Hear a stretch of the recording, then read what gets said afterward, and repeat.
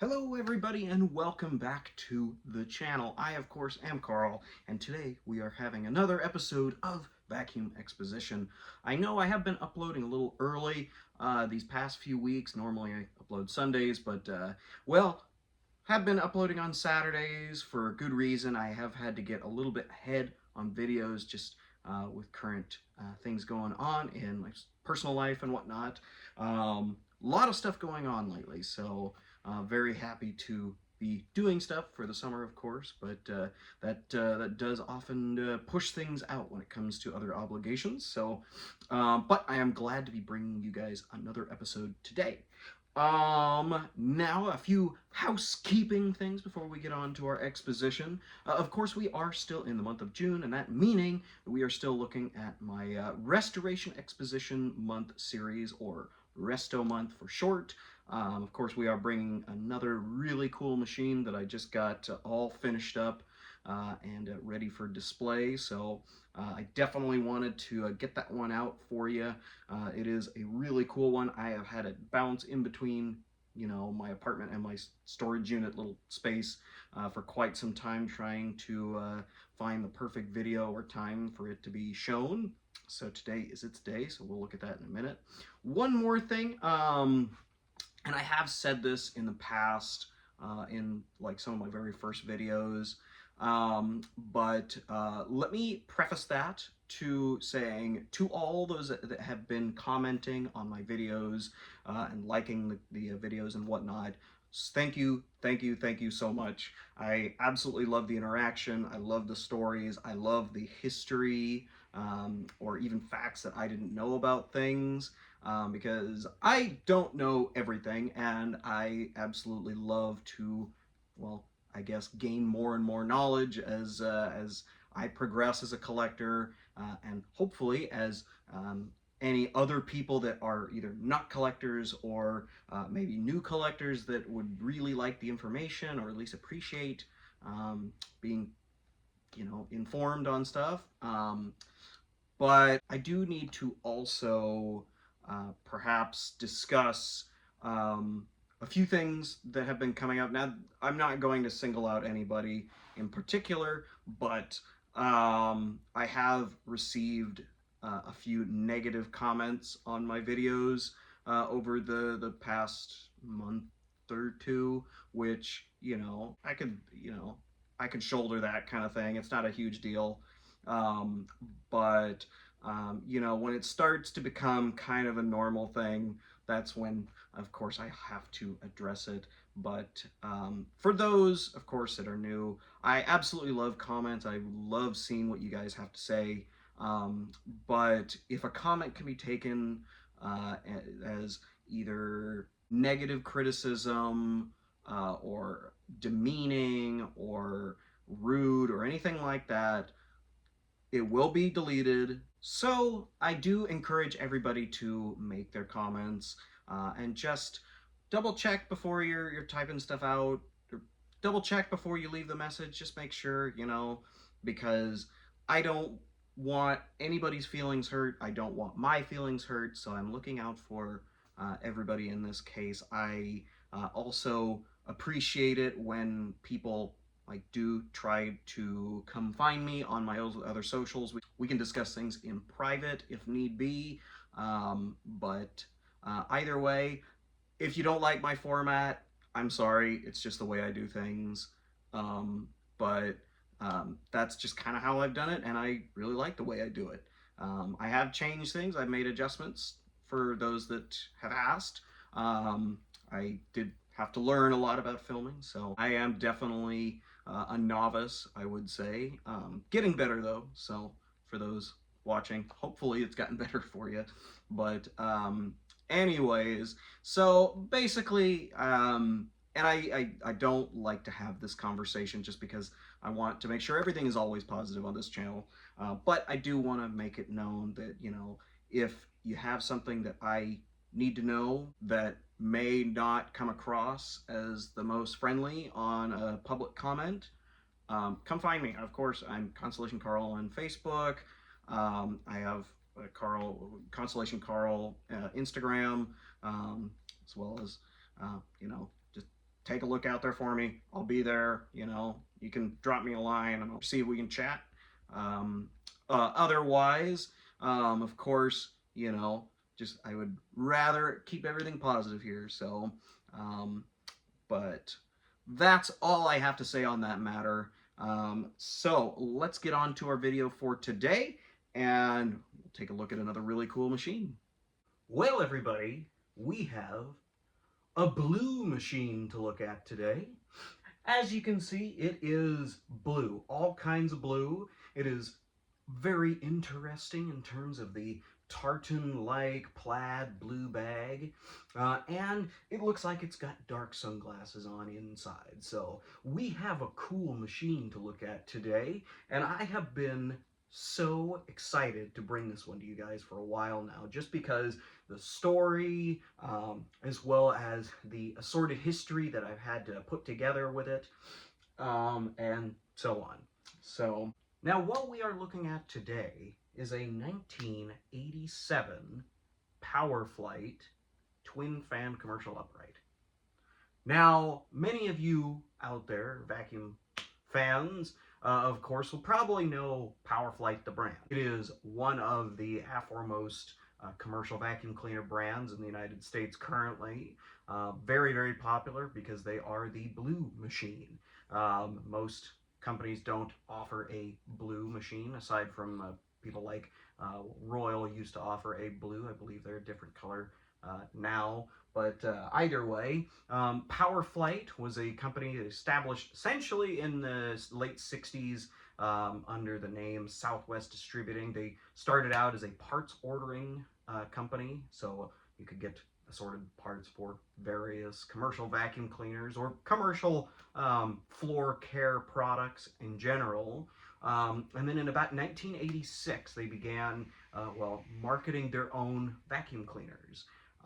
That meant, of course, putting their name on, existing vacuum design setups. So this one, no different. Essentially, what this is, what we are looking at, is very similar to that Kenmore we took a look at a couple weeks ago. Now, this is, in all essence, a Singer twin fan based upon the headlight as well as body details and whatnot. So this is a Singer twin fan in all essential factors. However, it is built a little bit more heavy duty. The body I've found is a little bit thicker, a little bit more rugged. It is a little bit plain Jane, but it does still offer a lot of the options that, some of the more mid-range Singer twin fans did offer at the time. Those including, of course, a headlight, being as, headlights were a mid to top of the line addition to a vacuum cleaner, just because, vacuuming in the dark. Most people now have lamps and whatnot in their house, so you don't really need a headlight, but it is very convenient. So it did come with that. It did come with a 6.3 amp high performance motor, so it did provide a lot of suction. But as many will know about these later Ryobi designed Singers, they did have the tendency to be a bit loud. This one, no different, but it is a commercial machine, so you kind of expect that with those, just because it's no frills, no thrills, just business. It also offered a full wraparound bumper. With a lot of lower end vacuum cleaners, you didn't oftentimes have a bumper around the whole body. Usually you just had it to about kind of like this midpoint up here, because generally when they designed a vacuum cleaner, they didn't really mean for you to slam the back end of it into anything, but this one prepared for it, being as it is a commercial machine, and this would have been used in something like an office setting. So, you're going in between, office chairs or table legs and stuff like that. So it's going to bump against things, which this one definitely made some bumps. But anyways, and of course the last thing they had was their high to low setting carpet adjustment wheel right here. Now that was common on not only the Singer twin fan uprights, but also Kenmore had the same setup, being as they were essentially the same design. So that was really nice. Now, in a commercial setting, again, normally you're working with a very low pile carpet. So, you know, some standard loop type, commercial grade, Berber style carpet, where you didn't really need a height adjustment per se. But seeing that, you know, one can assume that this machine was sold into private usage. Which I would attest to that, because this machine, while it does have a few scrapes and dings, it is in remarkably good shape with not a lot of marring on this front, because normally that of course gets, you know, eaten up by the bottom of a couch or something like that. Now, the reason why I wanted to bring this one to you guys is Powr-Flite branded vacuum cleaners are very, very rare now, especially the early ones. And I'll show an ad for a really special one right here.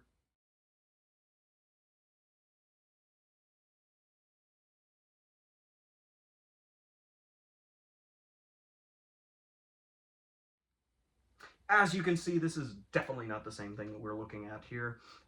But what that was in the ad, and this is courtesy of Ben Edge because he's the one that originally posted this ad, but I wanted to include it because it does kind of go back to the heritage of Powr-Flite when it first became well, a vacuum sales dealer.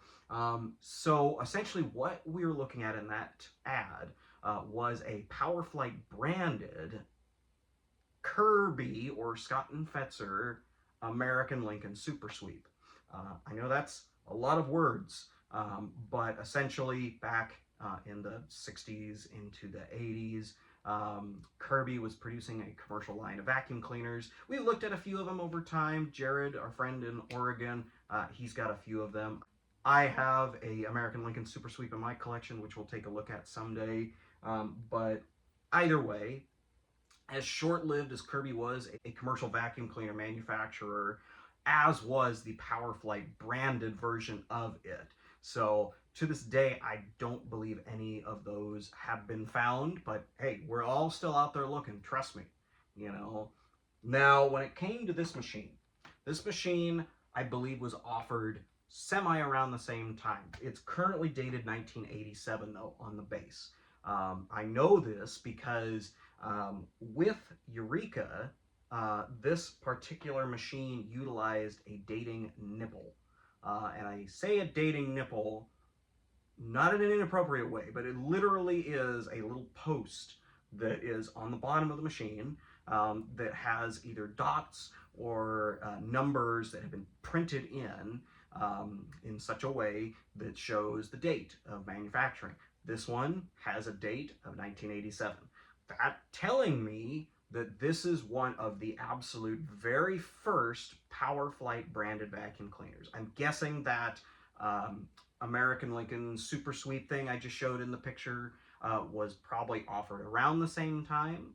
Not 100% sure. I would want to say that it's earlier, but this is what I have, and this is what I got based on the information I was able to gather online. Now, Powr-Flite does not have a directory, or they don't have past ads that they have up online, as it was the one for that one that I just showed. Well, that was out of a catalog that would normally have only been seen in a commercial application, or well, if you were a business and you were to acquire new commercial vacuum cleaners or commercial floor equipment.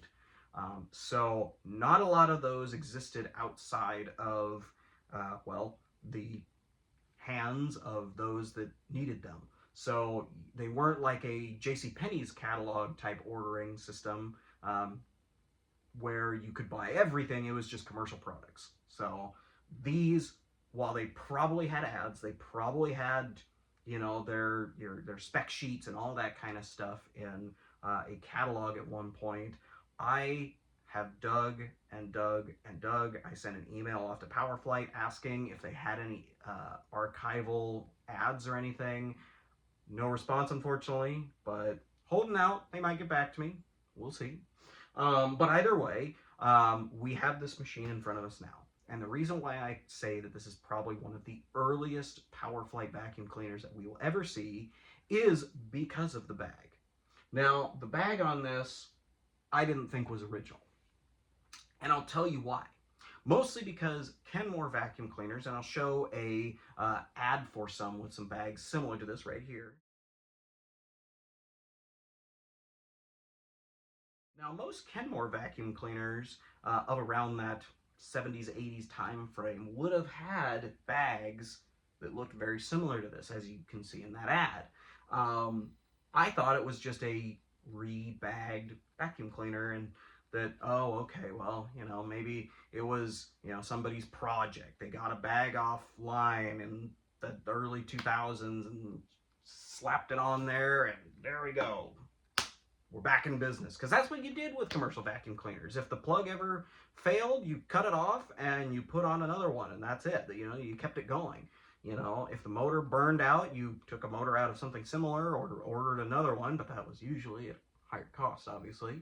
And you kept using it just like that. If the switch went out, you took out some random on-off switch, drilled a hole probably, wired it up, and you were back in business again. So that's why I originally thought that was the case. However, I figured wrong. Now, the reason why I say that is because Kenmores have a system that connects their bags on. It's kind of like a cassette type set in there in the very back of the machine. And, I think there's usually a couple of screws that hold it on. This one's different. Now, with Powr-Flite, and I'll show right here, and I'll even take the bag off to show you guys. With Powr-Flite, as well as other commercial machines, what we have here is a switch that essentially connects the bag. Now, commercial vacuum cleaners, this is second nature. Normally they do have, a big metal clasp on it like we have here that you just unhook and the whole bag system comes off. Usually, from what I've been told, that was the easier way to use to take dump bags off. So a lot of the time, bag vacuum cleaners or bag commercial vacuum cleaners, you had, you didn't have an inner bag. It just was a bag in which rubbish would go up into, and when it got full or heavy, you just take it off, disconnect it at the bottom, and then dump it out, and then come back and keep going. Or in some cases, it was easier to put the bag system in there without it being on the vacuum. So you take the bag off, take your paper bag out, throw that out in the garbage, and then put in another one, get it all put back together, zip it all up, throw it back on the vacuum, and you were back in business again. So that was the mentality usually with commercial vacuums. And I've seen them on, standard Eureka products. Earlier Eureka vacuums did have the same setup. It was easier for those that were using it to put in a new paper bag than to try to do it on the machine oftentimes. So I can definitely see the appeal for it from a private standpoint rather than commercial. But Kenmore's didn't do this. Singer's didn't do this. That meaning that this had to have been the original setup that was on the machine and the original bag to connect to it. Of course, it is the same blue color, so obviously that's going to make sense with the color of the machine. So, which leads me to believe that this is the original bag for this 1987 twin fan by Powr-Flite. So I can confirm that this machine is 100% original. Of course, the blue color is easy to tie back to the Powr-Flite name, of course, and I'll even show a picture of their current model lineup right here from their website.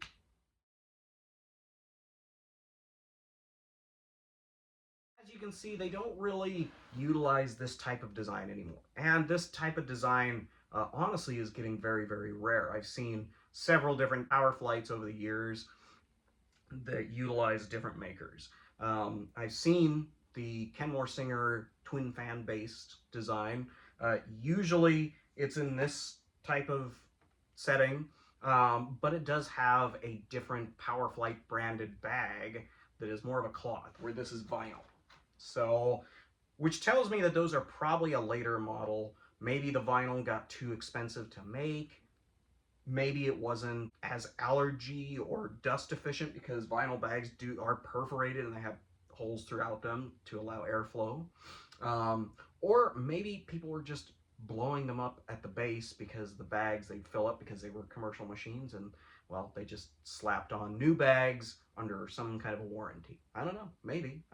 Again, information is not readily available on this machine, so I have to utilize whatever I can find.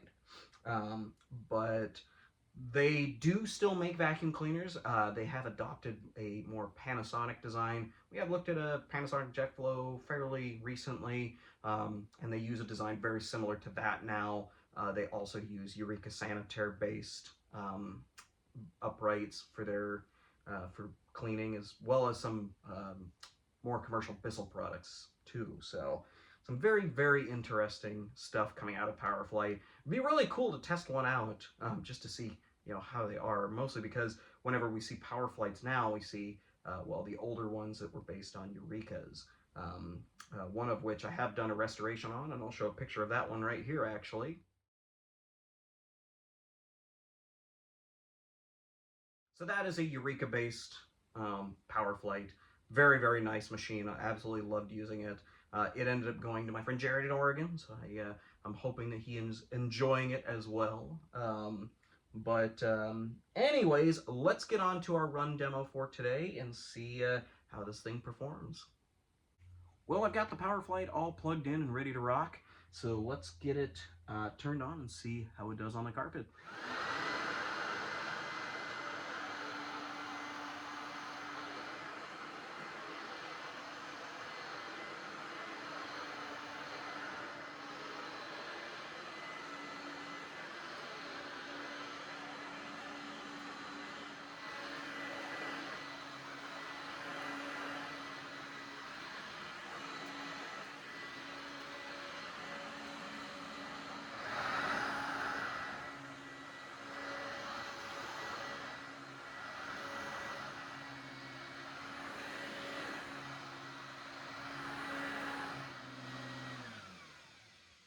Well, everybody, I hope you all enjoyed our little exposition on the 1987 Powr-Flite twin fan upright.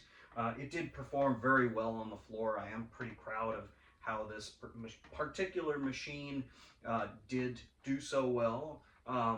Because I didn't get into it earlier, this machine did come as a gift from Philip Muller out of Kansas when I was down there getting the collection of my late friend Jay Devine. So I am super proud to have this in my collection now. It is a very fun machine to use, mostly because it is so basic, as commercial machines usually are. Now, for Resto Month, of course, to tie this all back into the series, this particular machine, while it was in very good shape, it did need a little bit of resto work to get it looking just as good as it is right now. It did have quite a bit of scuffs on the hood down below. Unfortunately, some of the Powr-Flite writing on there has faded, just not because of anything I did, but because, well, when you're scuffing underneath couches and whatnot, well, it is going to rub things off, unfortunately. So, but either way, it did come out very well. It did have a good layer of dust. I'm guessing it had been sitting in storage even longer than I've had it in my storage units. But either way, it did survive very well. Looking at the underside of it, it was not caked in anything, so it really did look really nicely. The motor itself was also in tip-top shape, so I didn't have to do anything with that, thankfully. It did have a little bit of surface pitting on the chrome handle. Unfortunately, these chrome or exposed metal handles, they do get that, unfortunately. But that does make it easier to fix. You just take a little bit of steel wool or even just a scouring pad, from your kitchen or whatnot, and it takes that stuff right out. Of course, it did get the spa treatment a little bit, so I did, polish down the base and the handle and everything. So I think it came out really well. Of course, big thank you to Philip for letting me have this beautiful thing. The color is just vivid. I mean, I don't have anything that is just blue like this one is. So really happy with the way that this one's turned out, with the way this one runs. Of course, this is a permanent collection piece, being that it was a gift from a friend, so It's not going anywhere. I do find that it also is also pretty important to, well, commercial vacuum cleaner history being one of the earlier Powr-Flite machines. So it is definitely a very special piece, even though it really doesn't look all that different than, well, the private variant that you would have gotten from Sears. So either way, it is a very cool machine. Thank you all again for watching and hearing my spiel about this whole thing. It really does excite me taking a look at machines like this, as well as just kind of giving you guys, you know, a taste of what my restorations look like sometimes. And I'm really proud to show this kind of stuff. So, of course, if you want to see more commercial vacuum cleaners, please let me know. I do have some, well, on the docket right now, so they will be getting their moment in the sun. But anyways, any likes, comments, or concerns definitely are appreciated below. Just keep it positive, people. We do want to have a lot of fun here, and you know we want to keep it all going. So, anyways, you guys all have a great week, and we will see you again next Sunday. Have a great day, y'all.